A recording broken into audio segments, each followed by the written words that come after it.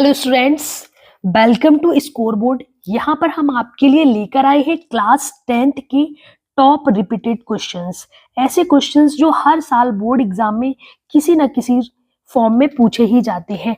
तो आपको ये सारे क्वेश्चंस एक बार देख करके जरूर ही जाना है, क्योंकि इसी तरह के क्वेश्चंस बोर्ड एग्जाम में पूछे जाते हैं। तो आइए स्टार्ट करते हैं। इसका पहला प्रश्न, फर्स्ट क्वेश्चन है कि if P and Q are natural numbers. ठीक है, क्वेश्चन को बहुत ही ध्यान से पढ़ना है, उसके बाद ही हम क्वेश्चन को सॉल्व करना स्टार्ट करेंगे। अगर आप क्वेश्चन को ध्यान से नहीं पढ़ेंगे तो क्वेश्चन में गलती होने के पूरे चांसेस होते हैं। तो बोर्ड एग्जाम में यह गलती बिल्कुल भी नहीं करनी है, आपको पूरा क्वेश्चन बहुत ही ध्यान पूर्वक पढ़ना है। तो फर्स्ट क्वेश्चन क्या कहता है कि P और Q क्या है, नेचुरल नंबर है। P Q अगर नेचुरल नंबर्स हैं तो क्वेश्चन में दिया गया है कि जो P है वो मल्टीपल है Q का। Got it? P is the multiple of Q. Then what is the HCF of P and Q? तो यहाँ पर क्या लिखा हुआ है कि P Q क्या है? P and Q are natural numbers. Natural numbers आपको पता है क्या होते हैं, बताइए, एक बार याद करने की कोशिश कीजिए। नेचुरल नंबर्स वो नंबर्स होते हैं जो 1 से स्टार्ट होते हैं, 1 2 3 अप टू इनफाइनाइट नंबर, यानी कि कोई भी नंबर जो 1 से स्टार्ट होकर के इनफाइनाइट तक जाता है उसे हम नेचुरल नंबर कहते हैं। ठीक है, और क्वेश्चन में दिया गया है कि जो P है, P क्या है? P is the multiple of Q। इस क्वेश्चन में सबसे इंपॉर्टेंट लाइन यही है। अगर आपको मल्टीपल का मतलब पता है तो आप इस क्वेश्चन को बहुत ही इजीली सॉल्व कर पाएंगे। Got it? तो P is the multiple of Q, इसका क्या मतलब हुआ? इसका मतलब है कि जो P है वो Q के टेबल में आता है। ठीक है ना? जैसे कि हम लिख सकते हैं 15 इज द मल्टीपल ऑफ 5। तो 5 का मल्टीपल क्या है? 15 है। व्हाट दैट मीन कि जो 5 का टेबल होता है उसमें आपको 15 मिलेगा। हम अगर 5 का टेबल लिखते हैं तो हमें क्या मिलता है? 5 10 15 20 30 लाइक दैट। दीज आल और मल्टीपल्स ऑफ 5। ये किसके? 5 के मल्टीपल्स हैं। तो 5 के मल्टीपल्स होने का क्या मतलब हुआ? इसका सिंपल सा मतलब है कि 5 एज अ कॉमन फैक्टर आपको 15 में जरूर मिलेगा, क्योंकि अगर हम 15 के फैक्टर्स करते हैं then what we get 3 into 5। What we get 3 into 5, यानी कि व्हाट वी ऑब्जर्व, यहाँ पर आपको 5 एज अ मल्टीपल मिल रहा है। तो सिमिलरली यहाँ पर भी लिखा है कि जो P है वो क्या है? Q का मल्टीपल है। तो हम P को इस तरह से लिख सकते हैं ना, P is equals to K of Q। यहाँ तक आपको समझ आ गया होगा। तो P को हम लिख सकते हैं P is the multiple of Q, and Q का अगर हम फैक्टर करेंगे तो हमें Q ही मिलेगा। अगर हम यहाँ पर दोनों में देखते हैं तो हमें कॉमन फैक्टर क्या दिखाई दे रहा है? दोनों में जो कॉमन फैक्टर है वो हमें मिल रहा है Q। Q क्या है? Q is a common factor.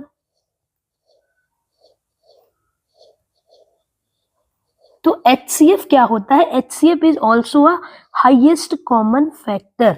Okay, HCF क्या होता है? Highest common factor. तो यहाँ पर Q के अलावा कोई दूसरा कॉमन फैक्टर तो नजर नहीं आ रहा है, तो हमारा HCF क्या हो जाएगा? HCF भी हमारा हो जाएगा Q। HCF क्या हो जाएगा? Q हो जाएगा। तो Q क्या है? हमारा HCF। तो हमारे ऑप्शन में क्या Q कहीं पर दिया गया है? Yes, Q is option number 3। So option 3 हमारा क्या हो जाएगा? राइट आंसर हो जाएगा। आइए हम सॉल्व करते हैं इसका नेक्स्ट क्वेश्चन। Question number 2।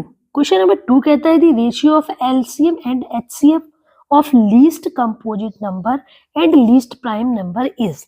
तो लीस्ट प्राइम नंबर और लीस्ट कंपोजिट नंबर आपको पता होना चाहिए। पहले तो आपको ये पता होना चाहिए कि कंपोजिट नंबर्स क्या होते हैं और प्राइम नंबर्स क्या होते हैं।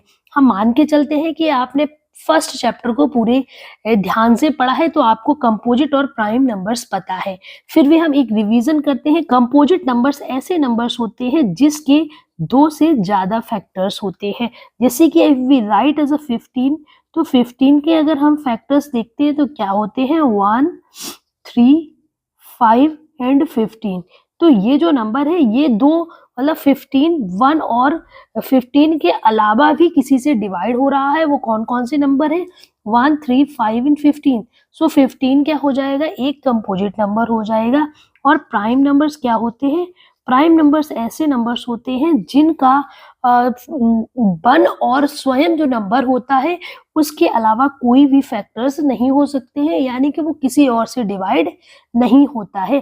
जैसे कि एग्जाम्पल के लिए आप लिख लीजिए 7 को अगर आप डिवाइड करेंगे तो वो 1 से डिवाइड होगा और 7 से डिवाइड होगा। तो ये क्या होता है? एक प्राइम नंबर होता है। ठीक है, तो अब हम लिखते हैं कि लीस्ट कंपोजिट नंबर क्या है। बताइए लीस्ट कंपोजिट नंबर क्या होता है? आपने अभी तक फर्स्ट चैप्टर में कंपोजिट नंबर्स पढ़े हैं, तो आप बताने की कोशिश कीजिए। Least composite number, least composite number क्या होता है? Least composite number is 4। 4 ही हमारा सबसे छोटा नंबर है जो कंपोजिट नंबर होता है। और ठीक उसके बाद लिखते हैं लीस्ट प्राइम नंबर। सबसे छोटा प्राइम नंबर कौन सा होता है? सबसे छोटा प्राइम नंबर है 2। 2 is the least prime number. So B got least prime number and least composite number. Now we have to calculate LCM and HCF of 4 and 2. Okay, so LCM अगर हम निकालते हैं 4 और 2 का, तो एलसीएम निकालने के लिए हम सबसे पहले क्या करते हैं? फैक्टर्स करते हैं। तो 4 की अगर आप फैक्टर करोगे तो आपको मिलेगा 2 इंटू 2 एंड 2 का अगर फैक्टर करोगे तो वो आपको मिल जाएगा 1 इंटू 2। तो यहाँ से आप देखें तो दोनों का एलसीएम हो जाएगा 2 इंटू 2 दैट इज 4। ठीक है ना? और एचसीएफ अगर आप निकालेंगे, एचसीएफ निकालेंगे 4 और 2 का, तो वो आपको कितना मिल जाएगा? एचसीएफ ऑफ 4 और 2 इज 2। क्लियर? एलसीएम और एचसीएफ आपको पता चल गया है। अब आपको क्या निकालना है? एलसीएम है 4 और एचसीएफ है 2। अब हमें निकालना है रेशियो ऑफ, क्या निकालना है? हमें निकालना है ratio of LCM and HCF. गलती से भी आप इसका उल्टा रेशियो मत निकाल देना, एचसीएफ इंटू एलसीएम, क्योंकि क्वेश्चन में एलसीएम और एचसीएफ का रेशियो पूछा गया है। सो एलसीएम एंड एचसीएफ का अगर हम रेशियो निकालेंगे तो हमें मिलेगा 4:2 और इसको सिंप्लीफाई करके हम लिख सकते हैं 2:1। This is the right answer. So आप चेक कीजिए 2:1 किस ऑप्शन में दिया गया है? ये हमारा ऑप्शन नंबर 2 में दिया गया है। So option 2 is the right answer. इस तरह के क्वेश्चंस बोर्ड एग्जाम में पूछे जा रहे हैं। सो लगातार इस तरह के क्वेश्चंस की आप प्रैक्टिस करते रहिए, तो आपका बोर्ड एग्जाम में एक भी क्वेश्चन मिस नहीं होगा और आप 95 प्लस स्कोर करेंगे। ओके, क्वेश्चन नंबर 3 को भी हम इसी प्रकार से सॉल्व करते हैं। क्वेश्चन नंबर 3 क्या है? 2 positive integers a and b are written as x की power q and by square and b is equals to x by q and x by are the prime numbers. मैंने आपसे एक बार फिर से मैं आपको कहूंगी कि आप जब भी बोर्ड एग्जाम में अपने क्वेश्चन को सॉल्व करें तो क्वेश्चन को बहुत ही ध्यान से पढ़ना है। जैसे यहाँ लिखा हुआ है कि जो a और b है उसको किस फॉर्म में लिखा हुआ है, a और b को किस फॉर्म में लिखा हुआ है, एक बार लिख लेते हैं। a बराबर हमें दिया गया है x का क्यू एंड y का स्क्वायर और b बराबर क्या दिया गया है? x और y का क्यू। साथ में लिखा हुआ है कि जो x और y है वो क्या है? प्राइम नंबर्स है। x y क्या है? Prime numbers. तो आपको पता होना चाहिए जब भी हम फैक्टर्स करते हैं तभी भी हम उसको उनके प्राइम नंबर्स में ही लिखते हैं, यानी कि जो ये दिए गए हैं वो क्या है? इसके फैक्टर्स ही हैं। ये क्या है? प्राइम फैक्टर्स है। ठीक है, तो एलसीएम के लिए आप क्या करते हो? एलसीएम निकालने के लिए आप जो हाईएस्ट जितने भी फैक्टर्स होते हैं उनके हाईएस्ट पावर का मल्टीप्लिकेशन लेते हैं। तो यहाँ पर हाईएस्ट पावर एक्स की क्या है? इसकी हाईएस्ट पावर है क्यू और बाई की हाईएस्ट पावर इन दोनों में क्या है? बाई की पावर भी क्या है? क्यू। तो ये हमारा हो जाएगा एलसीएम। ठीक है, और जब एचसीएफ निकालेंगे, HCF of a and b निकालेंगे, तो उसके लिए क्या करते हैं? जो लीस्ट पावर होती है, जितने भी फैक्टर्स होते हैं उनकी लीस्ट पावर को लिखते हैं। तो लीस्ट पावर एक्स की कितनी है? एक्स की जो लीस्ट पावर है वो है 1 और बाई की लीस्ट पावर क्या है? 2। तो एचसीएफ क्या हो जाएगा? एक्स वाई का स्क्वायर। बहुत ही इजी क्वेश्चन था और बहुत ही अच्छा क्वेश्चन था। यहाँ पर आपको बस यही ध्यान रखना है कि जो x और y है ये इसके प्राइम नंबर के साथ साथ आप समझ लीजिए ये इसके क्या है, प्राइम फैक्टर्स दिए गए हैं। क्या दिया गया है, प्राइम फैक्टर्स दिए गए हैं। और जब प्राइम फैक्टर्स दिए गए हैं तो हमें एलसीएम और एचसीएफ निकालने में कोई प्रॉब्लम नहीं होनी चाहिए। अब सॉल्व करते हैं इसका क्वेश्चन नंबर 4। क्वेश्चन नंबर 4 क्या कहता है, question number 4 is says check whether 6 power n can end with the digit 0 for any natural number n। इस तरह के क्वेश्चंस को बोर्ड एग्जाम में लगातार देखा गया है। बस यहाँ पर जो ये एक वर्ड 6 पावर n यहाँ पर चेंज करके लिख दिया जाता है 4 की पावर n, तो कभी लिख दिया जाता है 8 की पावर n एंड कभी कभी 12 की पावर n। इस तरह से यहाँ पर 6 की पावर n को रिप्लेस कर दिया जाता है। बाकी एज इट इज क्वेश्चन ऐसा ही रहता है। आइए हम इस क्वेश्चन को सॉल्व करते हैं और देखते हैं कि इस तरह के क्वेश्चंस को कैसे सॉल्व किया जाता है। ओके, सबसे पहले इस क्वेश्चन को सॉल्व करने से पहले हमें एक चीज रिमाइंड करते हैं कि यहाँ लिखा हुआ है कि एंड विद द डिजिट 0। क्या लिखा हुआ है, एंड विद द डिजिट 0। तो आप एक ऐसा सबसे छोटा नंबर याद कीजिए जिसके एंड में 0 होता है। तो आप सभी को पता है वो नंबर क्या होता है, 10।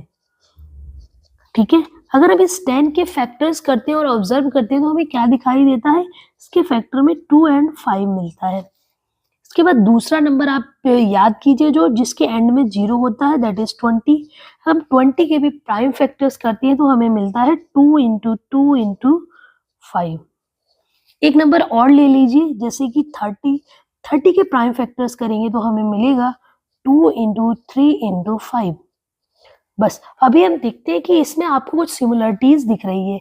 What is this similarity, similarity is this की सभी में आपको 2 एंड 5 का एक पेयर जरूर मिल रहा है। 2 एंड 5, 2 एंड 5 का एक पेयर मिल रहा है।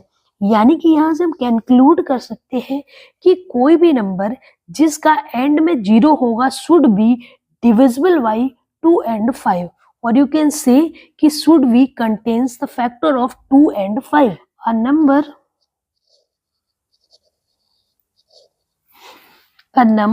which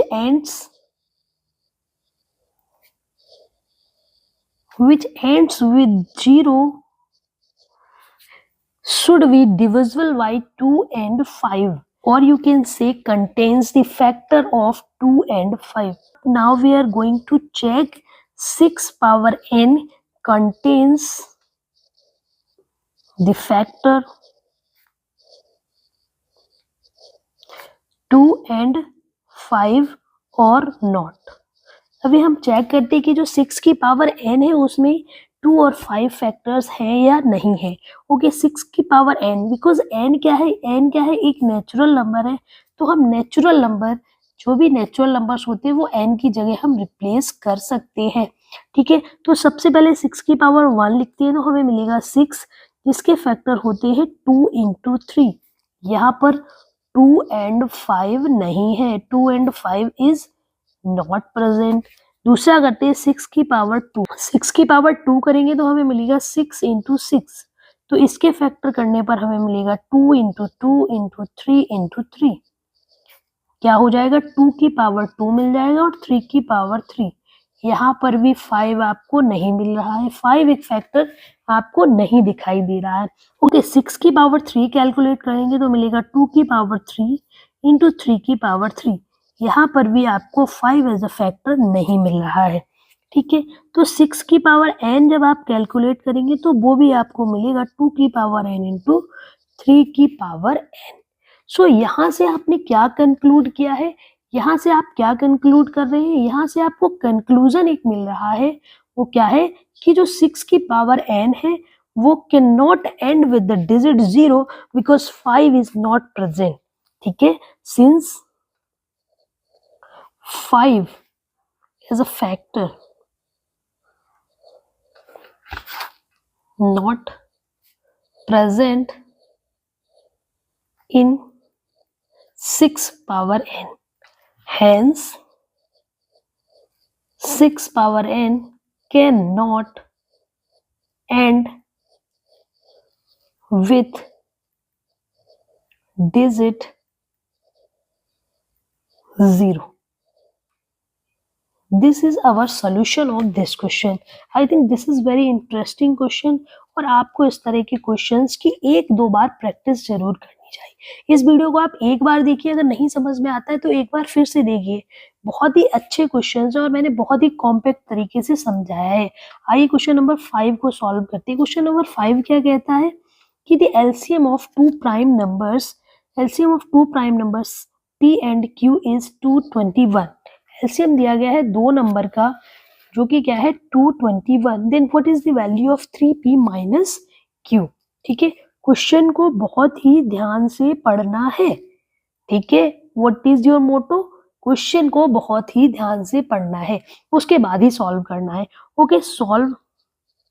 क्वेश्चन में क्या क्या दिया गया है सबसे पहले नोट कीजिए। क्या है, p और q क्या है, p q are prime numbers. तो प्राइम नंबर्स जब भी लिखा है तो उसका क्या मतलब होता है बताइए। जब भी कहीं भी लिखा है प्राइम नंबर्स, इसका मतलब है कि जो p और q है उनका HCF क्या हो जाएगा, HCF हो जाएगा 1। You have to learn this, you have to memorize. ये एक ट्रिकी पॉइंट है जो कि इसी में छुपा हुआ रहता है। ठीक है, क्या लिखा हुआ, पी क्यू क्या है, प्राइम नंबर से। प्राइम नंबर से इसका मतलब है कि HCF क्या हो जाएगा, 1 हो जाएगा। ठीक है, अब लिखते हैं इसका एलसीएम। एलसीएम कितना दिया गया है, LCM of P and Q is given as, LCM क्या दिया गया है, एलसीएम इज 221।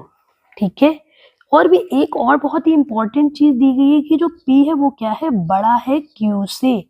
ये लाइन को भी आप हल्के में नहीं लेना because this is very important line. ठीक है, अब आपने एक फॉर्मूला पढ़ा हुआ है उसको लगाइए, LCM into HCF is equals to product of numbers. तो एलसीएम कितना है 221, एचसीएफ कितना है 1 और product of number that is P and Q. तो 21 इंटू 1 तो हमें 21 ही मिलेगा, सॉरी 221 मिलेगा। 221 के हमें करने पड़ेंगे प्राइम फैक्टर्स।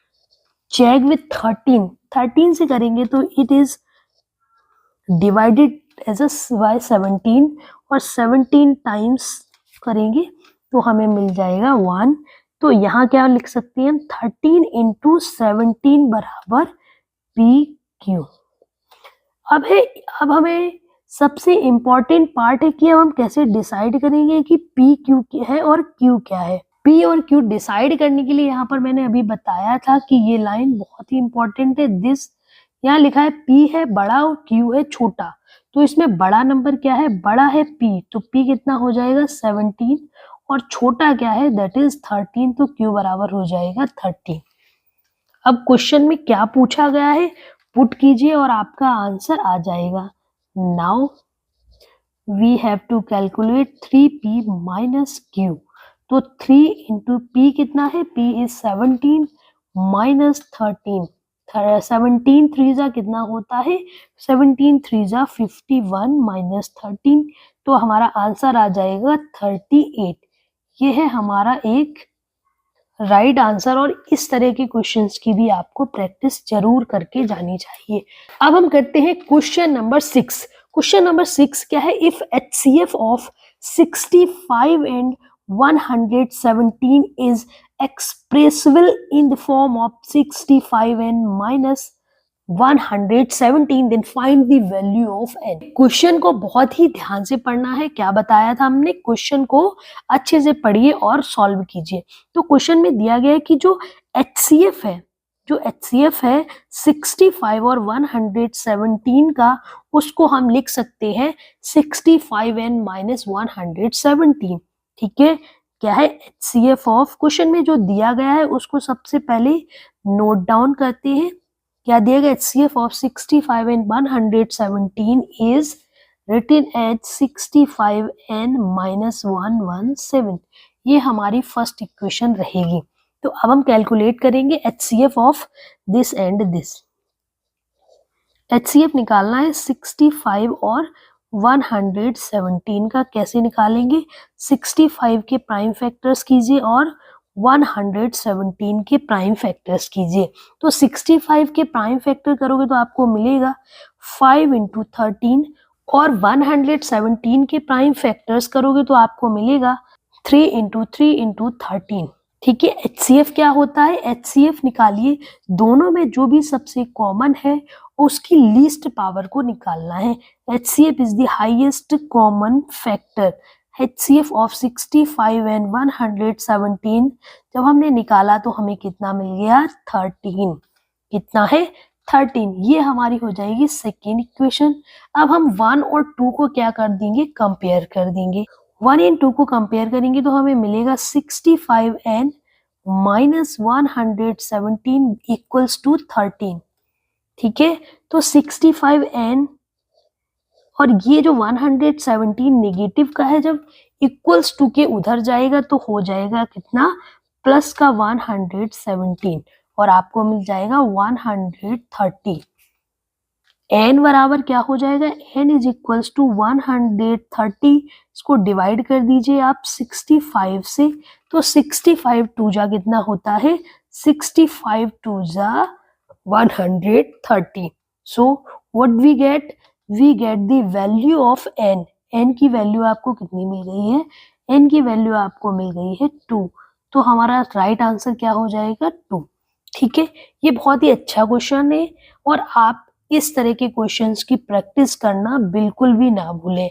आप इन सारे क्वेश्चंस को एक से दो बार जरूर प्रैक्टिस कीजिए, क्योंकि क्वेश्चन कहीं ना कहीं यहीं से पूछा जाएगा।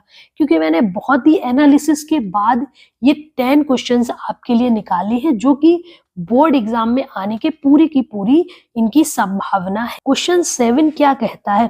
क्वेश्चन 7 कहता है कि two numbers in the ratio 2:3 and their LCM दिया गया है 180। What is the HCF of these numbers? Numbers are in the form of ratio. Numbers क्या है? Numbers is 2:3। तो हम मान लेते हैं कि जो नंबर्स है वो क्या है? Let the numbers be 2x एंड 3x। कौन कौन से नंबर्स हो जाएंगे? दो नंबर्स हो जाएंगे, 2x और 3x। तो जब हम एलसीएम निकालेंगे, एलसीएम ऑफ 2x एंड 3x का निकालेंगे तो हमें क्या मिलेगा? 2x और 3x का जब एलसीएम निकालेंगे तो हमें मिलना चाहिए 2x के फैक्टर करेंगे तो मिलेगा 2 इंटू एक्स, और 2x के फैक्टर करेंगे मिलेगा 2 इंटू एक्स, 3x के फैक्टर करेंगे तो मिलेगा 3 इंटू एक्स। तो एलसीएम क्या हो जाएगा? LCM is 2 into 3 into x. क्या हो जाएगा LCM? 2 into 3 into x, that is 6x। ये तो हमने निकाल लिया है एलसीएम ऑफ 2x एंड 3x। बट हमारे क्वेश्चन में क्या दिया गया है? बट अकॉर्डिंग टू, अगर आप क्वेश्चन देखें, अकॉर्डिंग टू क्वेश्चन देखें तो हमें एलसीएम दिया गया है कितना? एलसीएम दिया गया है 180, बट हमने कितना निकाला है? 6x। क्या हम इन दोनों को कंपेयर करेंगे? यस, तो 6x बराबर हो जाएगा हमारे पास 180। And what is the value of x? x की वैल्यू हो जाएगी 180 डिवाइड बाई 6 एंड 6 3 जा 18 एंड 0। तो x बराबर मिल गया हमें 30। Now we can now calculate the numbers. तो नंबर्स क्या हो जाएंगे हमारे पास? नंबर्स क्या हो जाएंगे? 2x है तो 2x को क्या करेंगे? 2 इंटू 30, तो मिल जाएगा एक नंबर हमें 60 और दूसरा नंबर है 3x, तो हो जाएगा 3 इंटू 30। तो दूसरा नंबर क्या है हमारे पास? 90। पहला नंबर 30, दूसरा नंबर 90। ठीक है, अभी हमें क्वेश्चन में क्या क्या चीजें दी गई है? हमारे पास दो नंबर्स हैं। देखिए, एक बार ऑब्जर्व कीजिए अपने क्वेश्चन को। हमारे पास दो नंबर्स हैं, ठीक है, नंबर 1, नंबर 2। हमारे पास एलसीएम भी गिवन है, निकालना है HCF। तो इसके लिए आपको कुछ नहीं करना है, आपने एक फॉर्मूला पढ़ रखा है, एलसीएम इनटू HCF बराबर होता है product of numbers. Product of numbers, तो प्रोडक्ट ऑफ नंबर्स कर दीजिए। तो एलसीएम कितना है? LCM is 180। एलसीएम कितना है हमारे पास? एलसीएम इज, तो हमारा जो एलसीएम है वो कितना है? 180, और HCF हमें निकालना है, और प्रोडक्ट ऑफ नंबर्स करेंगे तो मिलेगा 60 इंटू 90। जब HCF निकालेंगे तो जो 180 है वो 60 इंटू 90 के डिवाइड में चला जाएगा। तो जब इसको कैलकुलेट करेंगे तो मिलेगा 19 टू जा 180 इंटू 30, तो HCF मिल गया हमें 30। कितना मिल गया? HCF मिल गया हमें 30। तो ये है हमारा सॉल्यूशन और ये रहा हमारा क्वेश्चन नंबर 7 का आंसर। ठीक है, तो ये क्वेश्चन भी कभी कभी पूछा जाता है, तो आप प्रैक्टिस करना ना भूलें। Practice makes a man perfect. ये कोटेशन जितनी बार भी आप इसको रिवाइज करोगे, पढ़ोगे, उतनी ही बार आपको प्रैक्टिस करने में मजा आएगा, क्योंकि मैथ्स एक ऐसा सब्जेक्ट है जो कि बहुत ही प्रैक्टिस मांगता है। आप जितनी भी बार प्रैक्टिस करोगे आपको उतना ही कॉन्फिडेंट फील होगा। ठीक है, इसीलिए आप प्रैक्टिस करते रहिए और बोर्ड एग्जाम में 95% 100% आपके आ जाएंगे। ठीक है, अब हम करते हैं क्वेश्चन नंबर 8। क्वेश्चन नंबर 8 क्या है? Find the least number which when divided by 12, 16, 24 leaves the remainder 7 in each case. ठीक है, क्वेश्चन में कहा गया है कि लीस्ट नंबर बताना है जो कि 12, 16 और 12 से डिवाइड करने पर 7 रिमाइंडर छोड़ता है प्रत्येक केस में। ठीक है, तो इस क्वेश्चन का अब बहुत ही अच्छा सॉल्यूशन होता है। तो आप क्या कीजिए, इसको सॉल्व करने के लिए आप एक लाइन याद रखिए। तो क्या लिखोगे? जब भी आपको लीस्ट नंबर निकालना है, लीस्ट नंबर निकालना है और साथ में लिखा हुआ है कि कोई नंबर की 7 रिमाइंडर 7 इन कीज में लीव कर रहा है, 5, 4, कुछ भी ऐसे हर एक केस में कुछ रिमाइंडर लीव हो रहा है। तो उसके लिए आपको क्या करना है? एलसीएम लो, जो भी नंबर दिए गए हैं एलसीएम ऑफ 12, 16, 24 और जितना रिमाइंडर बच रहा है उसको क्या करना है? जितना भी रिमाइंडर बचता है उसको आप कर दीजिए प्लस। समझ में आया? देखो, जो भी नंबर्स दिए गए जैसे 12, 16 एंड 24, इन सब का लेना है आपको एलसीएम, प्लस जो रिमाइंडर बचेगा उसको आप कर दीजिए ऐड। तो यहाँ से जो सॉल्यूशन मिलेगा वो आपको मिल जाएगा लीस्ट नंबर का, जो कि 12, 16 और 24 को जब भी आप इनसे डिवाइड करोगे तो आपको 7 एज अ रिमाइंडर जरूर मिलेगा। ठीक है, तो अब हम निकालते हैं एलसीएम ऑफ 12, 16 एंड 24। तो 12 के फैक्टर कीजिए। 12 के प्राइम फैक्टर्स क्या होंगे? 2 इंटू 2 इंटू 3, 2 to 4 एंड 12, तो क्या मिल गया? 2 की पावर 2 और 3 की पावर 1। 16 की प्राइम फैक्टर कीजिए। 2 इंटू 2 इंटू 2 इंटू 2, क्या मिल गया? 2 की पावर 4। और 25 के प्राइम फैक्टर, सॉरी यहाँ मैंने 25 लिख दिया है, तो यहाँ पर क्या है? 24। 24 के प्राइम फैक्टर्स कीजिए। 24 के प्राइम फैक्टर हो जाएंगे 2 इंटू 2 इंटू 2 इंटू 3, यानी कि 2 की पावर 3 इंटू 3 की पावर 1। अब हमें इसका निकालना है एलसीएम। एलसीएम निकालने के लिए हमें क्या करना होता है? जो भी कॉमन फैक्टर्स होते हैं उनकी जो हाईएस्ट पावर होती है उसको लिखना होता है। तो हमारे पास कौन कौन से फैक्टर्स में डिजिट दिए गए हैं वो देख लीजिए। कौन कौन से डिजिट है? एक है हमारे पास 2 और एक है 3। तो 2 की हाईएस्ट पावर और 3 की हाईएस्ट पावर देखनी है। एलसीएम निकालने के लिए हम क्या करते हैं? जितने भी फैक्टर्स होते हैं उनकी जो हाईएस्ट पावर होती है उसको देखते हैं। तो यहाँ पर कौन कौन से फैक्टर्स में डिजिट है? दैट इज 2 है और 3 है। क्या क्या है? 2 है और 3 है। तो हाईएस्ट पावर क्या है? एक तो ये दिख रहा है 2 की पावर 4 है और 3 की पावर 1, यही हमारे पास हाईएस्ट पावर है। तो हम लिखते हैं एलसीएम कितना हो जाएगा? 2 की पावर 4 मल्टीप्लाई में 3 की पावर 1। तो 2 की पावर 4 कितना होता है? 16 इंटू 3, व्हाट वी गेट? 16 3 जा 48। अब हमें निकालना क्या था? Least number. तो जब लीस्ट नंबर निकालना है इसके लिए मैंने क्या फॉर्मूला बताया है? एलसीएम प्लस 7 कर दीजिए। तो एलसीएम कितना है? 48 प्लस 7 और आपको नंबर मिल जाता है 55। सो 55 is the right answer. This is the good question and you have practiced more and more of such type of questions.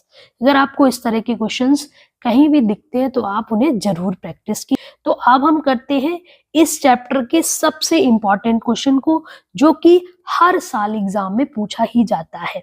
ठीक है, तो कभी कभी लिखा होता है √3 इज अ इरेशनल नंबर, कभी कभी लिखा होता है √2 इज अ रेशनल नंबर, तो कहीं लिखा हुआ √3, √5, √7, √11, कुछ भी आपको लिखा हुआ मिल जाए। आप इस तरह के क्वेश्चंस में कुछ भी नहीं करना है, ओनली आपको डिजिट चेंज करना है और थ्योरी को एज इट इज ही लिख देना है। चलिए क्वेश्चन नंबर 9 हम सॉल्व करते हैं। क्वेश्चन नंबर 9 क्या कहता है कि prove that √5 is a rational number. ठीक है, इरेशनल नंबर जब भी हम इस तरह के क्वेश्चंस आते हैं कि इरेशनल नंबर है, तो वहां पर हम एक मेथड का यूज करते हैं। वो कौन सा मेथड है? Contradiction method. यानी कि क्वेश्चन में जो दिया गया है हम उसका अपोजिट लेकर के चलेंगे। ठीक है, तो यहाँ पर दिया गया √5 इज अ इरेशनल नंबर, ये प्रूव करना है। हम लेकर के चलेंगे कि √5 क्या है? एक रैशनल नंबर है। ठीक है, ले लेते हैं let √5 is a rational number. What is √5 is a rational number. जब √5 को हमने रैशनल नंबर लिया है तो आपको पता होना चाहिए जो रैशनल नंबर्स होते हैं उन्हें हम P/Q के फॉर्म में लिख सकते हैं। किसके फॉर्म में? P/Q के फॉर्म में लिख सकते हैं। ठीक है, और P और Q क्या होते हैं? प्राइम नंबर्स होते हैं। PQ क्या होते हैं? PQ क्या होते हैं? प्राइम नंबर्स होते हैं। प्राइम नंबर्स का क्या मतलब होता है? प्राइम नंबर्स का मतलब आपने पिछले क्वेश्चंस में भी देखा है कि अगर कोई नंबर प्राइम नंबर है तो उसका जो HCF है वो क्या हो जाएगा? HCF 1 हो जाता है, यानी कि कोई भी कॉमन फैक्टर्स नहीं होते हैं। ठीक है, no common factors are present in P and Q, यानी कि P और Q को कोई भी नंबर डिवाइड नहीं कर सकता है। ठीक है, तो अब हम करके देखते हैं कि क्या P और Q सच में प्राइम नंबर्स हैं। ये चेक करने के लिए हम करते हैं स्क्वायरिंग बोथ साइड। स्क्वायर कीजिए बोथ साइड। जैसे ही हमने स्क्वायर किया तो हमें क्या मिल जाएगा? √5 का स्क्वायर बराबर हो जाएगा P²/Q² की। तो √5 का जब स्क्वायर करेंगे तो आपको मिलेगा 5 बराबर P²/Q²। ठीक है, जिसको आप क्या लिख सकते हो? 5P²/Q² को आप लिख सकते हो 5Q² बराबर P²। यहां से आपको क्या दिखाई दे रहा है कि जो P² है उसके बराबर क्या है? 5 टाइम्स Q का square. This implies what? This implies जो 5 है ना, 5 डिवाइड कर रहेगा किसको? P को डिवाइड कर रहा है। 5 डिवाइड्स P²। ठीक है ना, 5 किसको डिवाइड कर रहा है? P² को डिवाइड कर रहा है।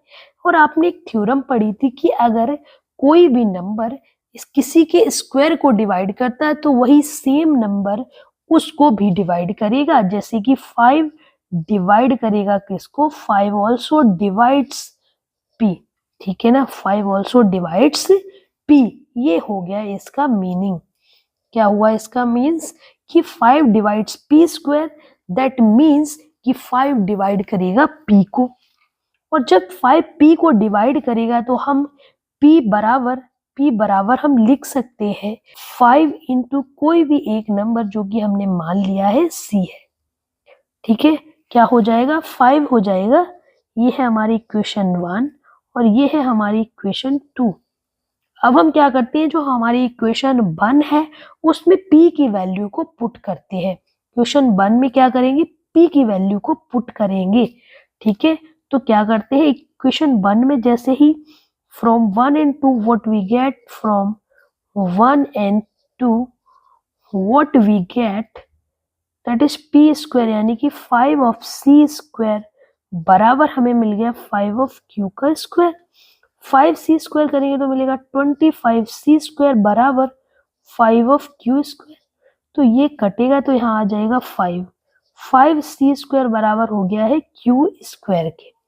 So what we can implies from here, we can implies that 5 divides q square also. What we can implies 5 divides q square. ठीक है, that means what is that mean कि 5 also divides q. what means 5 also divides q. ठीक है, this is our third equation.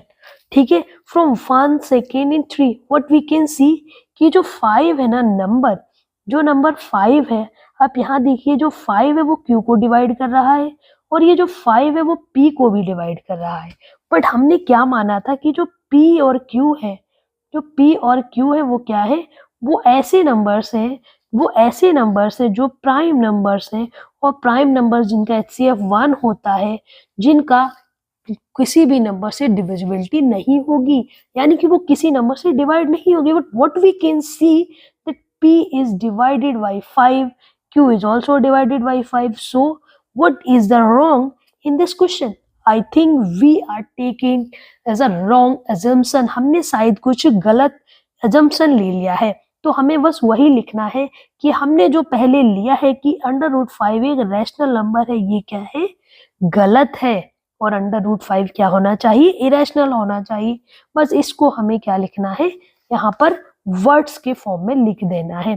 ठीक है, so we can write from 1 2 and 3. From 1 2 and 3 what we get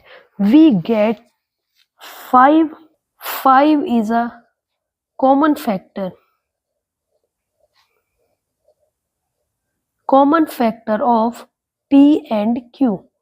ठीक है, 5 is a common factor of q. what we assume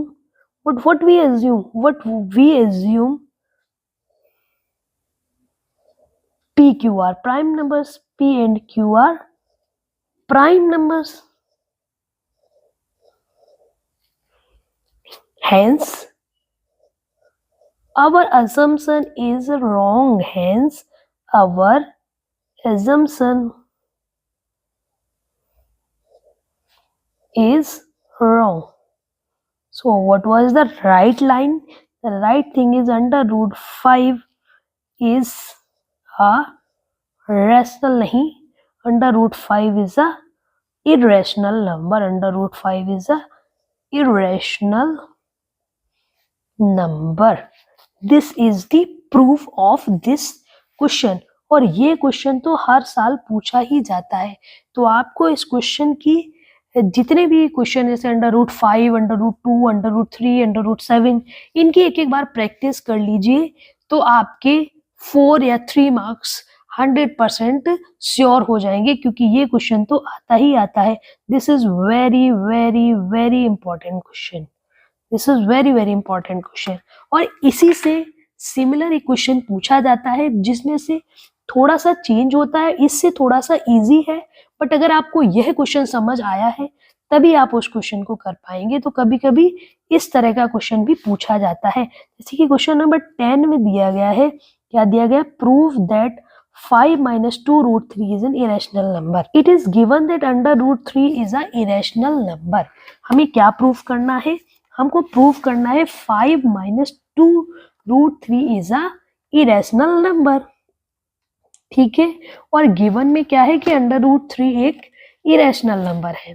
ठीक है, so we have to start now. Question में हमें contradiction लेकर ही चलना है. एज्यूम करते हैं, एज्यूम कीजिए कि जो 5 minus 2√3 है ये क्या है, एक रैशनल नंबर है. Assuming 5 minus 2√3 to be a rational number. क्या मान के चलते हैं, ये क्या है, रैशनल नंबर है. If this is a rational number so we can write 5 minus 2√3 equals to p upon q. Okay, what we can write, 5 minus 2√3 is equals to p upon में q. ठीक है, where p और q are क्या होते हैं, prime numbers होते हैं. p q क्या होंगे, प्राइम नंबर्स होंगे. प्राइम नंबर्स का मतलब पता है, पी क्यू का जो HCF होगा वो 1 होगा. अब हम इसको थोड़ा सा सिंप्लीफाई करते हैं. What we are going to observe, हम क्या करते हैं, जो रूट में उसको एक साइड करेंगे और जो बिना रूट के डिजिट्स है उन्हें एक तरफ करते हैं। Okay, 5 minus P upon Q बराबर हो जाएगा 2√3। Clear? And what we if we simplify we get 5q minus p upon q is equals to 2√3। और थोड़ा सा सिंप्लीफाई करेंगे तो हम लिख सकते हैं इसको 5q minus p upon 2q बराबर √3। Okay, now what we are going to observe here, we are going to observe this under √3 is an irrational number. What we are going to observe, this is an irrational number. This is irrational number. What? And this 5q minus p upon 2q ये तो एक rational number है। तो आप बताइए क्या rational number बराबर irrational number हो सकता है? It can be happen or not? No, it cannot be happen. Hence, अब हम इसका ऊपर लिख देते हैं। इसका क्या मतलब हुआ? Therefore, our assumption is wrong. Our assumption is wrong. So, hence 5 minus 2√3 is a irrational number. क्या हो जाएगा? ये भी एक इरेशनल नंबर ही होगा। ठीक है, तो ये भी बहुत ही अच्छा क्वेश्चन है, इंपॉर्टेंट क्वेश्चन है। इस वीडियो में बताए गए सारे question, all 10 questions are highly important. आप इन सारे क्वेश्चंस को कीजिए और अगर आपको हमारा वीडियो अच्छा लगे तो इसको लाइक, शेयर और अपने दोस्तों तक जरूर भेजिए, जिससे वो भी बोर्ड एग्जाम में अच्छा करें और आपको थैंक यू बोले। Thank you, have a nice day. और इसी तरह से आप अपनी प्रैक्टिस करते रहिए।